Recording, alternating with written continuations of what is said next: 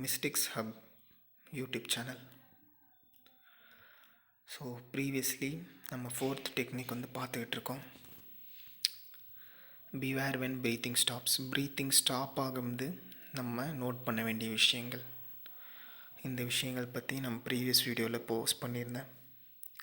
அதோட இந்த breathing stopped when I got an accident என்னோடய எக்ஸ்பீரியன்ஸும் நான் ஷேர் பண்ணியிருந்தேன்.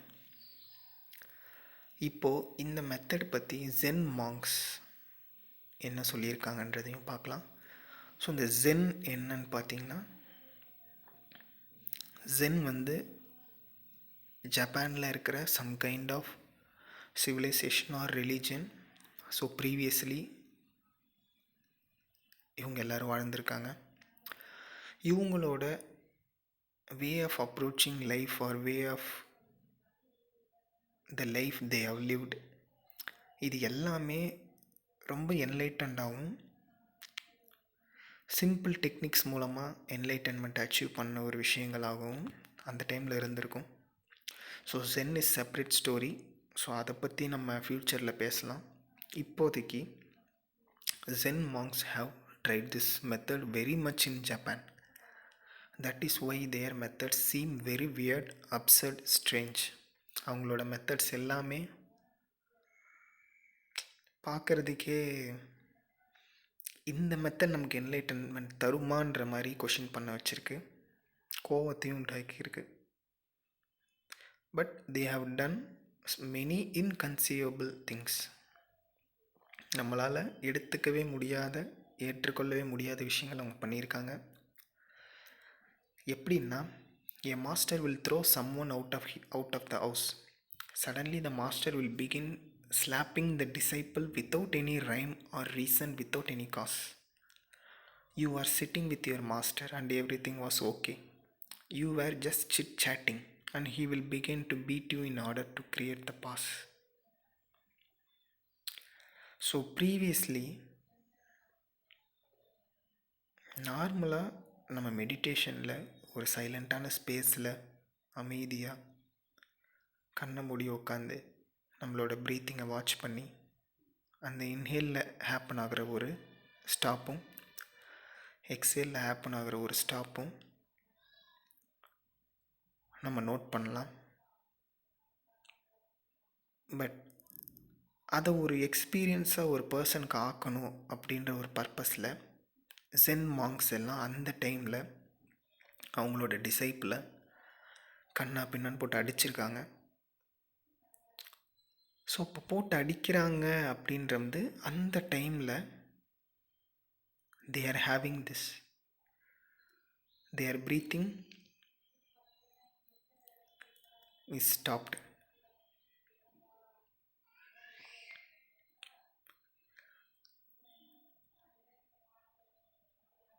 Yes, he will begin to beat you in order to create the pause. நம்ம ப்ரீத்திங்கில் அந்த பாஸை நம்ம எக்ஸ்பீரியன்ஸ் பண்ணணுன்றதுக்காக அந்த டைமில் ஜென் மாஸ்டர்ஸ் இந்த டெக்னிக்கை யூஸ் பண்ணியிருக்காங்க அவங்க டிசைபிள்ஸ்க்கு. If there is any cause, the pause cannot be created. If you had abused the master and he starts beating you, there is a casualty. Your mind understands, I abused him and he is beating me.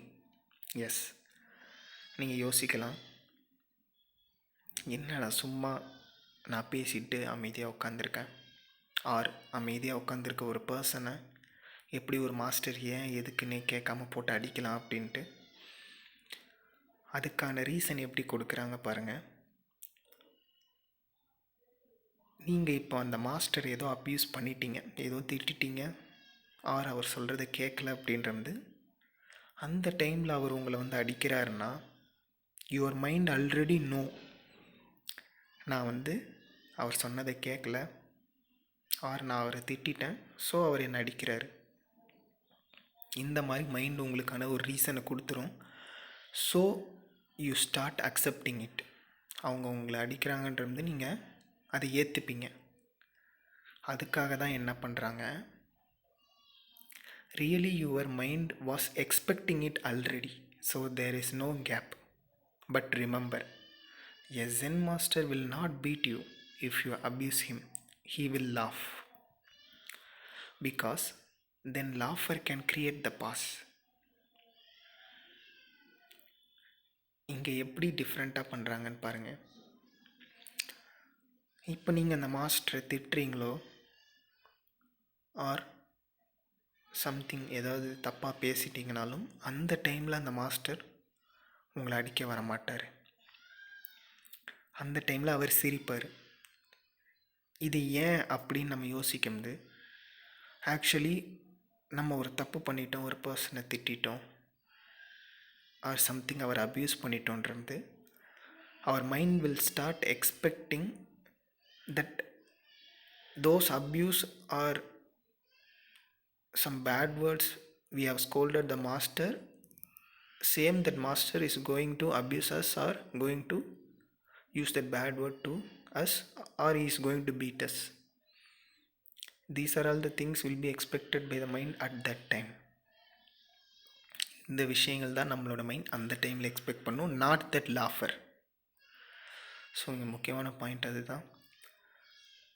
ஒரு பர்சனை திட்டுறீங்கன்றது அந்த டைமில் அவங்க சிரிப்பாங்கன்னு நீங்கள் எதிர்பார்க்க மாட்டீங்க. But that master will laugh at you. அந்த டைமில் you may experience that pause in your breath. You were abusing him and you were saying nonsense things to him and you expected anger. Yes. But he starts laughing or dancing. That is sudden. That will create the pause. உங்களுக்கு இந்த விஷயங்கள் உங்களால் புரிஞ்சுக்க முடியும்னு நினைக்கிறேன். But he starts laughing or dancing. That is sudden. That will create the pause. You cannot understand it. If you cannot understand, the mind stops. And when the mind stops, breathing stops. இங்கே முக்கியமான ஒரு விஷயம் அதுதான். So when you are keep experiencing thoughts, your mind is in active and you are keep breathing unaware. உங்களோட mind நம்மளோட தாட்ஸை produce பண்ணிகிட்டே இருக்குன்றது, அந்த தாட்ஸை நீங்கள் எக்ஸ்பீரியன்ஸ் பண்ணிகிட்டே இருக்கீங்கன்றது உங்களோட ப்ரீத்திங்கை நீங்கள் எக்ஸ்பெக்ட் பண்ணவோ எக்ஸ்பீரியன்ஸ் பண்ணவோ மாட்டீங்க. You are unaware of your breathing. Like ஸ்விட்ச் போட்ட ஒரு மெஷின் மாதிரி. Machine keeps running and the breathing keeps happening. ஆனால் if something is happening without the idea of the mind, so மைண்டுக்கு தெரியாமல் ஒரு விஷயம் ஹேப்பன் ஆகுது or something is happening without the expectation of the mind அப்படின்றது தான் your mind is stopping for a second or for some time. On that time you will be aware of your breath. அந்த point தான் இங்கே சொல்ல வராங்க. Either way, if breathing stops mind stops, if mind stops breathing stops. So maximum யாருமே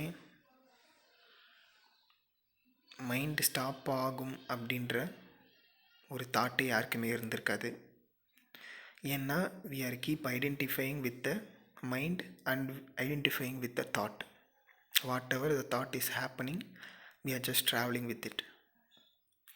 you are appreciating the master and you are feeling good and you are thinking now the master must be pleased. And suddenly he takes his staff and begins to beat you, and mercilessly, because Zen masters are merciless.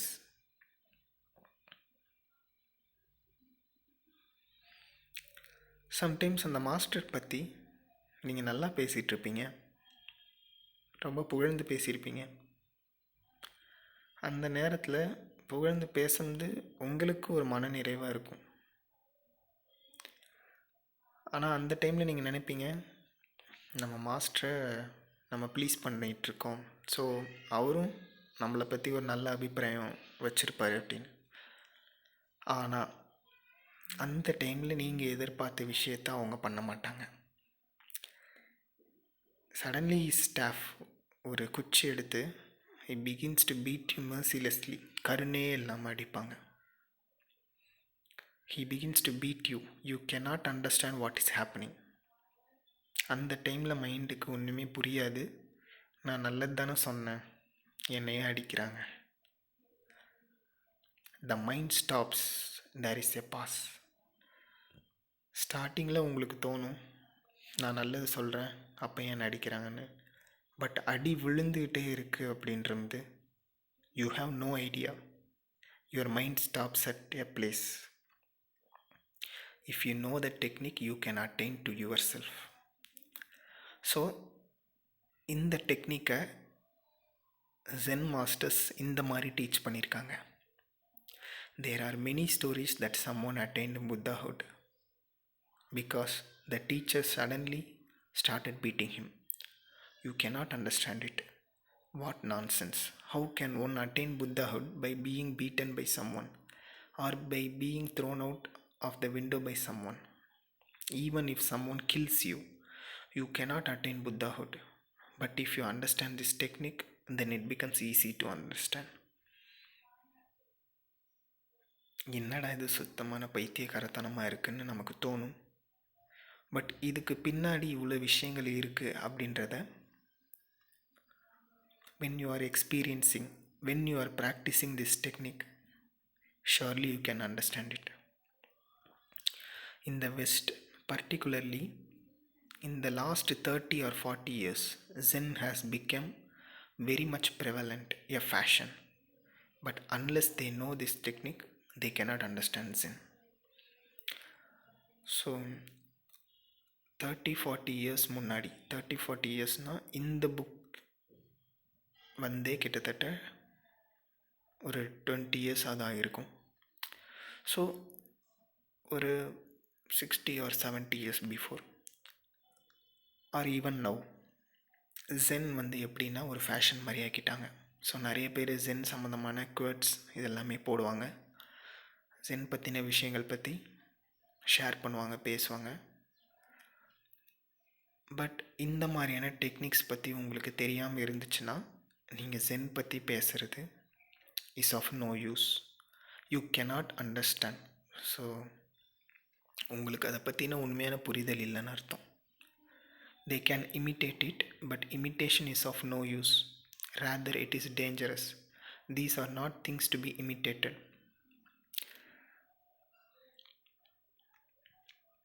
The whole Zen technique is based on the fourth technique of Shiva. So Shiva பற்றி இங்கே ஏன் போட்டிருக்காங்க அப்படின்றதையும் நான் previous வீடியோஸில் சொல்லியிருக்கேன். இங்கே happen ஆகிற இந்த டெக்னிக்ஸ் எல்லாமே a conversation between Shiva and Shakti. அப்படி தான் இங்கே இருக்கிற இந்த ஸ்டோரி வந்து மூவ் ஆன் ஆகும். This story is mentioned in a scripture called Tantra. So Shiva and சக்திக்குள்ளே ஹேப்பன் ஆகிற இந்த கான்வர்சேஷனோட எக்ஸ்ப்ளனேஷனை ஓஷோ சொல்லியிருக்காரு. ஸோ தந்த்ராவில் கொடுத்துருக்க எக்ஸ்ப்ளனேஷன் எப்படி இருக்கும்னு பார்த்தீங்கன்னா,